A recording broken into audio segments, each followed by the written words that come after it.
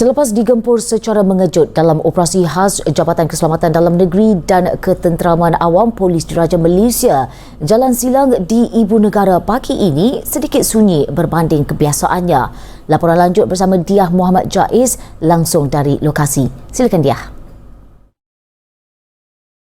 Baik, gelaran mini Dakar yang diberikan kepada jalan silang di Kuala Lumpur ini bukan sesuatu yang baharu, kerana saban tahun pastinya ada laporan yang menyentuh bagaimana terdapat kebanjiran warga asing di kawasan jalan silang ini sehingga menyebabkan ia diberi nama jolokan mini Dakar. Dan sebenarnya jolokan ini bukan sahaja disebabkan oleh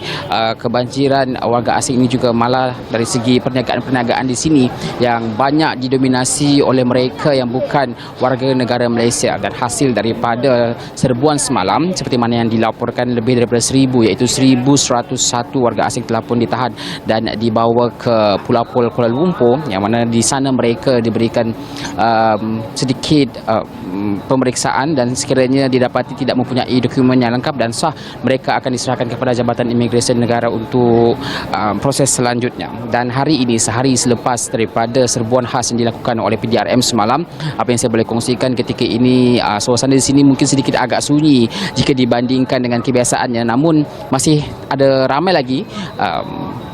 pengunjung di kawasan ini, dan kita lihat juga bagaimana perniagaan juga masih berjalan seperti biasa, cumanya mungkin frekuensi mereka yang datang itu agak berkurang berbanding sebelum ini.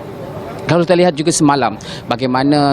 kebanyakan mereka yang ditangkap ini juga bukan sahaja bekerja di kawasan jalan silang ini, malah mereka juga ada penempatan di kawasan ini. Dan sebenarnya apa yang dilakukan oleh pihak penguatkuasa ini adalah untuk memastikan bahawa kebanjiran warga asing, khususnya mereka yang datang ke negara kita secara tidak sah untuk bekerja ini, dapat dibendung, kerana masalah ini hanya akan memberikan satu kesan negatif bukan sahaja kepada ekonomi negara tetapi juga kepada kesejahteraan di negara kita. Dan tindakan yang dilakukan oleh pihak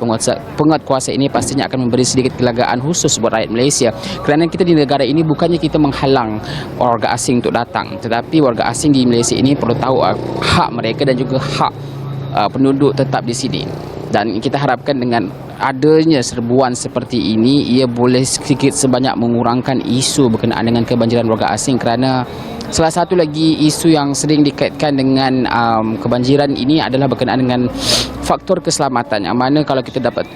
perhatikan sebelum ini agak kurang rakyat Malaysia yang mahu datang ke jalan silang ini. Kita tidak mengatakan bahawa jalan silang ini bahaya, tapi disebabkan ia didominasi oleh pekerja-pekerja asing dan ia seakan-akan bukan berada di Malaysia, sebab itulah ia boleh diberi nama